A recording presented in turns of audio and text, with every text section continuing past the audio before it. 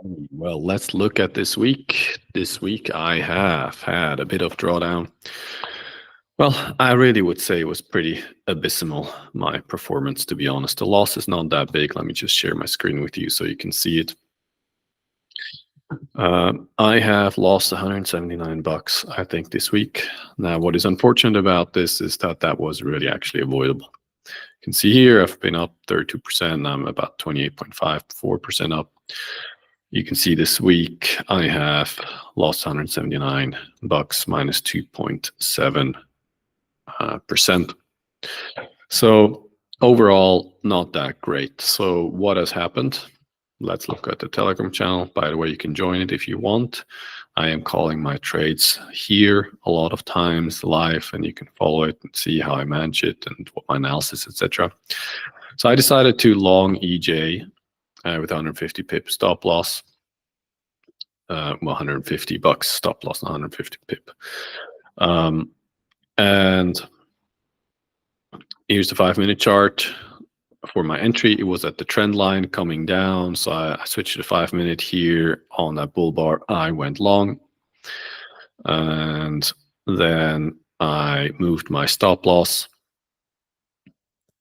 because I was not really convinced how this was kind of bouncing, how it was moving around. It was not like a clear bounce, like sometimes, you know, as I've traded EJ before, it was much clearer how it bounced, and it just kind of went sideways. And so I got stopped out, I believe.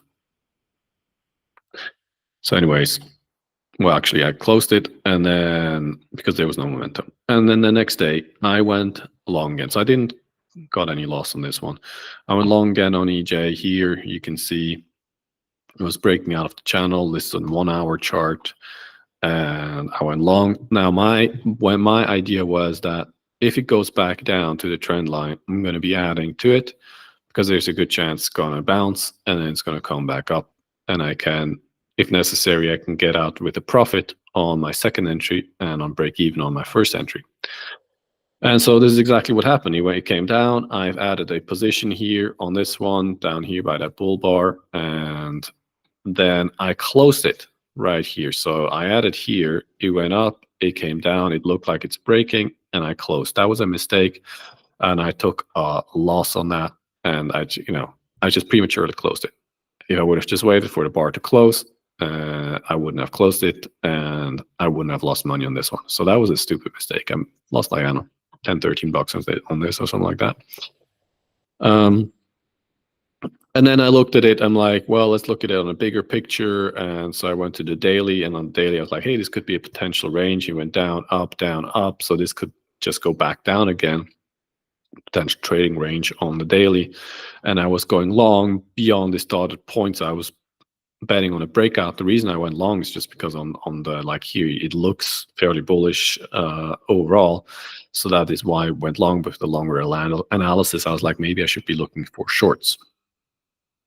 Anyways, and I closed EJ here. The total loss was a bit more than 20 bucks, which is really unfortunate, because if I just had stick to my guns, to my plan, actually mention it correctly, and I wouldn't have closed when it was looking like it was breaking out, my second position would be in profit, and my first entry would have been either at break even or at that small loss. I would have made money on it, basically. So you can see here I lost 23 bucks on it. First position is -8, second position -13 or something like that. So I lost money on it, and like that was totally avoidable. If I just simply did the execution how I had planned it, I was stuck to it, I wouldn't have lost. Anyways, it wasn't a big loss, 23 bucks.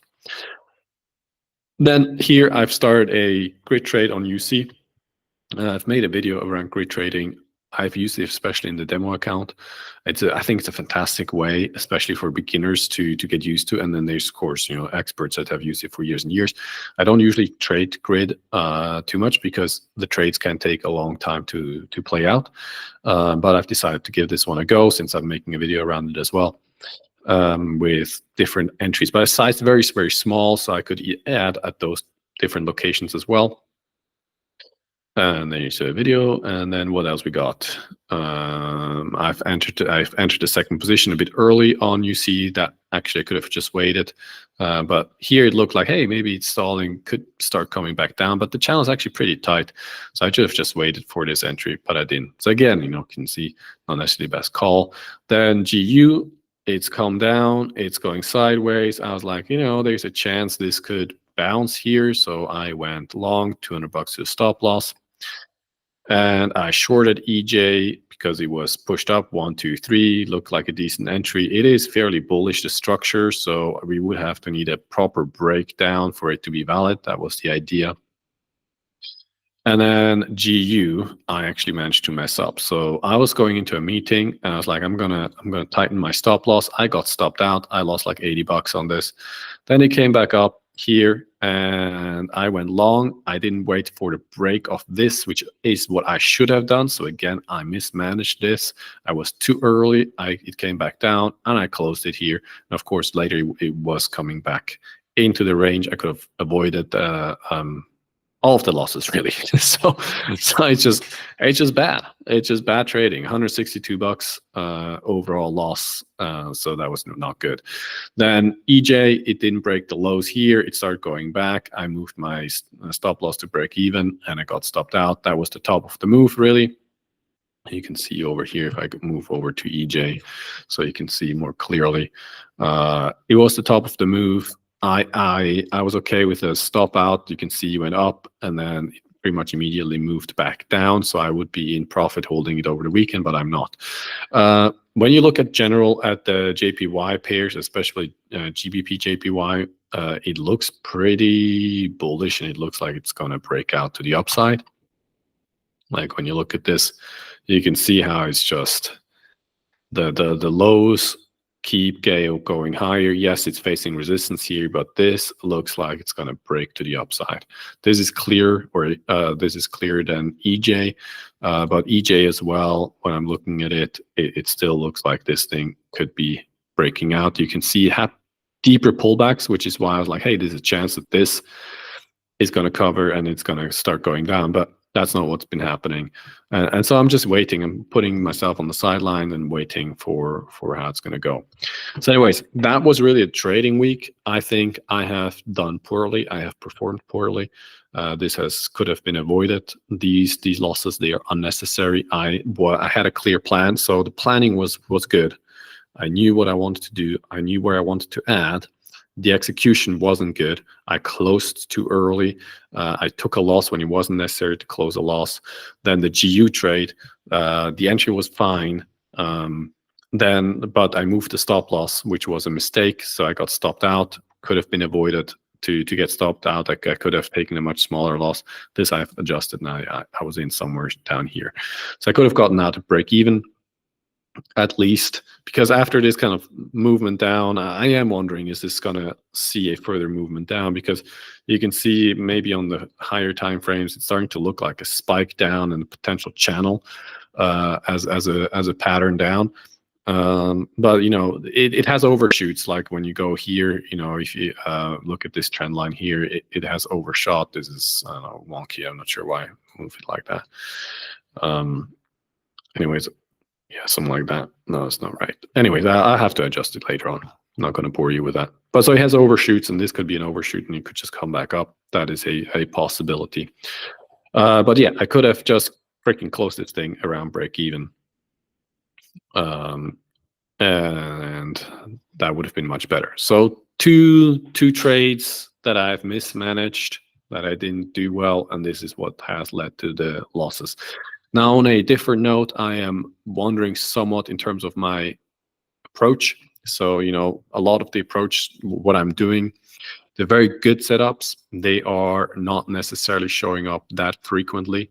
They are coming, once a month or something like that, which is basically a setup that's on the higher time frame. Like GU, it was at the top of the channel. It looked on the daily like it's going to revert to, and it was at the top of the channel on the daily time frame, and that was a good sell position. And when I look at other trades I've taken, they are usually on the higher 4-hour daily or whatever, that it looks like the move to the top has concluded and the reversion is imminent. and these don't happen that often. And so I am wondering, I mean, that's why I have experimented with other setups, which, by the way, I mean, look, if I wouldn't be in a short on USD CAD, let me just pull that up. I can share my screen again with you. If I wouldn't be short on my USD CAD, so that's more of my abysmal performance. Look at that. So look, you have your move down, you have your top, you're coming down here. It looks like it's bottoming. It looks like it's going to start moving up, and it really starts moving up like pretty heavily. It's a very tight channel on the 4-hour. It's a very tight channel. So honestly, what would have been the better option is to just simply go long. Just go long on this thing. Like even here on the 1-hour, it's just channeling up. Just go long. You know, like if I look, what I was trying to say is with these setups that are very good, they don't appear as often, and that's why I have incorporated Al Brooks' approach, which is, you know, I take more setups and I can, you know, make some more money. I'm not sizing very heavy with these setups because they are not A+ setups necessarily, but they're decent, good setups, and they can be held over a day or a couple days. And when you just look at the, I mean, look, it's a small pullback bull trend on the 1-hour. It's very clear. It's going up, and you can just buy, put the stop low, size small, and you know, if you know here's a double top, you can get out here. But there was so much profit I've left on the table. So not only am I ending the week on a low, I should have actually ended the week in a profit if I was a bit more objective in my analysis and actually looking at this and be like, hey, look, this is moving up pretty strongly. Why am I not just joining the trend? Well, anyways, that is my analysis for my trading. Part of it, I am still experimenting with other things, considering adding gold or oil to my repertoire of trading, but we'll see whether that's going to happen or not. Basically, I am looking to expand my repertoire because even when I trade with more of the Al Brooks style, I do still consider the higher time frames and looking for setups that are more likely on the higher time frame to play out. So it's maybe a trend line on the 4-hour. I'm waiting down for it to come down before I'm entering a trade and playing it that way, which is not necessarily a bad thing, but again, it kind of limits the amount of trades I can take, and it would require me to size heavier. So if I'm only trading mean reversions on the daily or 4-hour or something like that, and I get a setup once a month or something like that, I have to size way heavier for this to be worthwhile and to be able to sustain me. I have to size significantly more than what I'm sizing now, which is fine. I mean, this first attempt here of growing this account is a test run, right? And I can put in more capital, but even then I would have to size really pretty heavy for this to be worthwhile. And I'm not sure how comfortable I am with that, which is why I'm looking for other approaches to supplement this approach. But it works really well. It does work really well. I like it a lot, actually. But if I have other approaches that I can hold for intraday trading or for just a couple of days, or I join a trend like on UC, if I'm not too dumb to just sit on the sideline like I was today, or start a quick trade on it, then I would be in a different position and I potentially could be more profitable.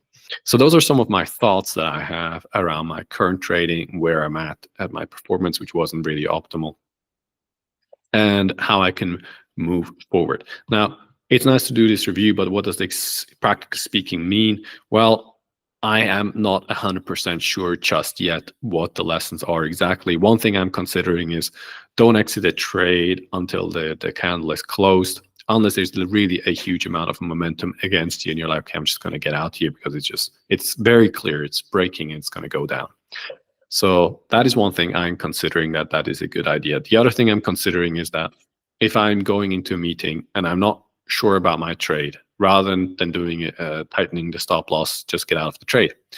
That is another option that I could consider, especially if I'm not able to move it just to break even. If I can move it to break even, fine, okay, that's okay. But if I'm moving it to somewhere like I'm losing $80 and it's just totally unnecessary, it's part of trading. I do understand that, but I do think, is it a wise decision that I have done that?